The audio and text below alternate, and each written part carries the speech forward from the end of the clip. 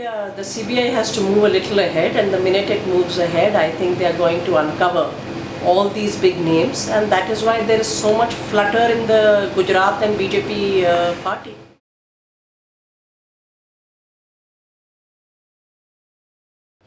Well, unlike the BJP and the state of Gujarat, which continues to harp on the theory of this being an encounter of some so-called terrorists, I am basing my conclusion on hard facts, a judicial inquiry conducted by a Metropolitan Magistrate of Gujarat in 2009, on investigation conducted by a special investigating team monitored by the Gujarat High Court, as well as an investigation now conducted by the Central Bureau of Investigation.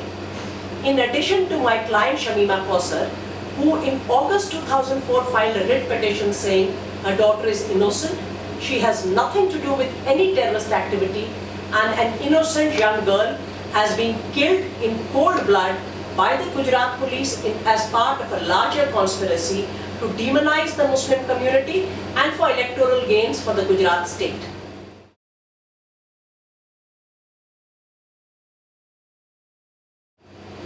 The Tehelka report relies upon the CBI investigation. It quotes and cites the CBI investigation. I am not privy to that investigation. Whatever is the investigation the CBI has conducted over the last year has been submitted. It's an investigation which is again being monitored by a division bench of the Gujarat High Court. The status reports are regularly submitted to the Gujarat High Court. I think the Tehelka report points very, very clearly and specifically to a larger conspiracy. We know who has fired the shots. That is always known in an encounter. They are saying we have killed. The Gujarat Crime Branch police officers, senior IPS officers have claimed that they have conducted this encounter. So we knew who had fired the shots. What we did not know is why was this encounter conducted, who stood to gain from it, who else is part of the mastermind and the larger plot of conspiracy.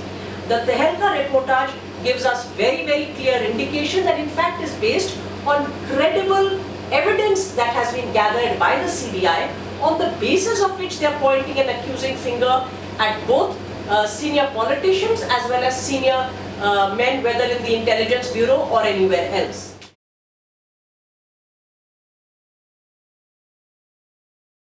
Well, I think we need to understand why was this happening, and this was not the only encounter at that time. Sohrabuddin, Kausarbi, Sadiq Jamal, there were many such encounters. They all had the same story behind it. The story was that these people were coming to kill Narendra Modi, and so they had to be eliminated. Who stood to make a political gain from this? Surely this is not happening randomly in the abstract. If there are such senior officers, both from the police, from the senior law officers, senior bureaucrats, senior security officers, surely this is part of a larger political conspiracy and political agenda. Remember that every time encounter was made, it was said that they were coming to kill Narendra Modi.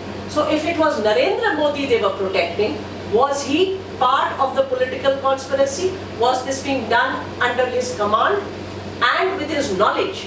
If it were he knew of it and he sanctioned and condoned this, then clearly he is implicated in this conspiracy.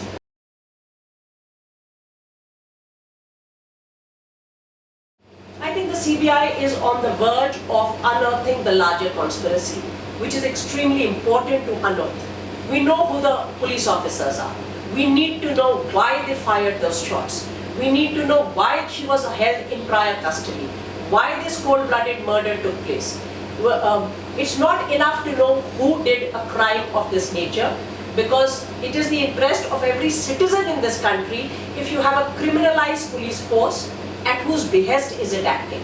And if the political masters are giving directions for violation of right to life of ordinary citizens for certain nefarious political gains, then as a citizen I have a right to know what is that politician doing. And Shamima Kausar, as the mother of Ishrat Jahan, her right to complete justice will only be satisfied when the entire conspiracy is unearthed.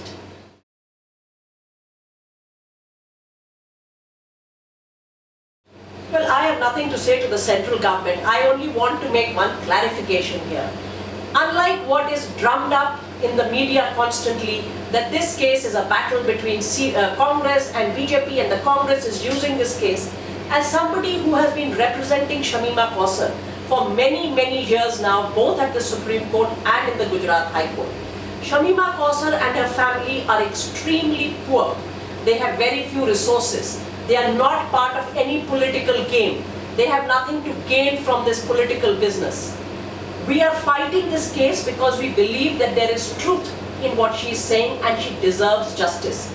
There is no affiliation, no alliance, no support at any stage from either the central government, and of course huge obstruction including intimidation threat and a recent attack on Shamima herself as she went back to her home from hearing on 18th June in Gujarat. We only want the central government to allow the CBI to act in accordance with the investigation and evidence that comes before it. We do not want any political interference or political manipulation by any element of any party.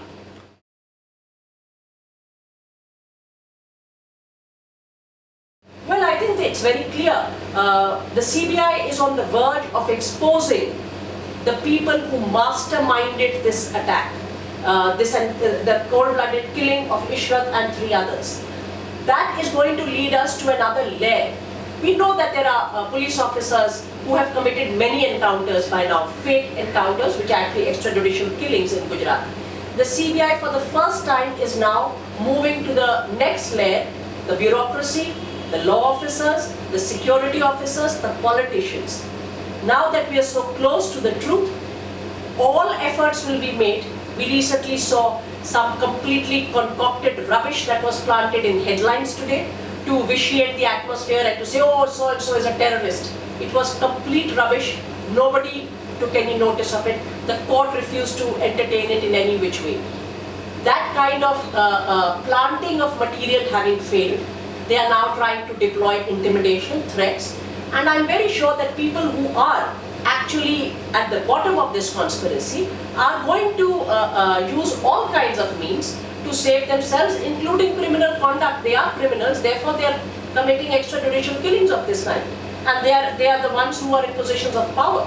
So what are ordinary citizens supposed to do when they fight for justice?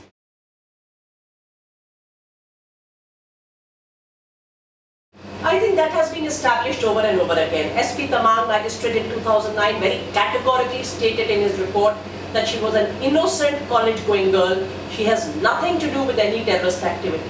I also want to make it clear here that unlike what is said on television channels, and many television channels these days say things because it suits certain political interests and not because it is based on facts or evidence. Nowhere in the NIA recording or interrogation of Headley, nowhere does the name of Ishrat Jahan appear. The so-called IB audio recordings, there is no mention of Ishrat Jahan.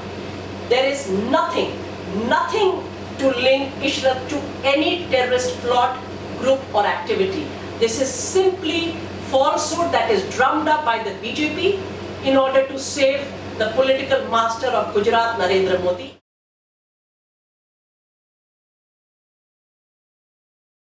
I think it's very important to understand this issue. What the CBI investigation has seen, and it has seen this on the basis of credible evidence, which the Tehelka report has now elaborated for us. These are statements and evidence and recordings of IPS officers of Gujarat. They are saying that there is a senior officer of the IB who was part of the conspiracy, who knew when these people were in prior custody, who met with Ishrat Jahan while she was alive, who supplied arms that were planted on them to portray them as terrorists. And yet, it is surprising that instead of the nation today saying, we want such a man to be removed from the IB because he is a criminal who is serving a political agenda and not the agenda of national security and people's security.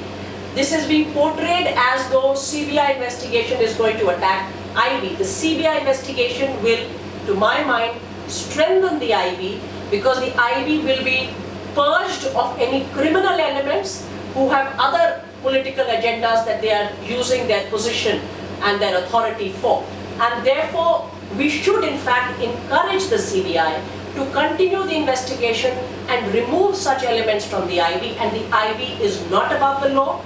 Just as when we investigate a case of corruption, the Supreme Court says it doesn't matter whether the investigation reaches the telecom minister's door or in the coal scam it reaches the PMO. Whoever it is, arrest them, put them in jail.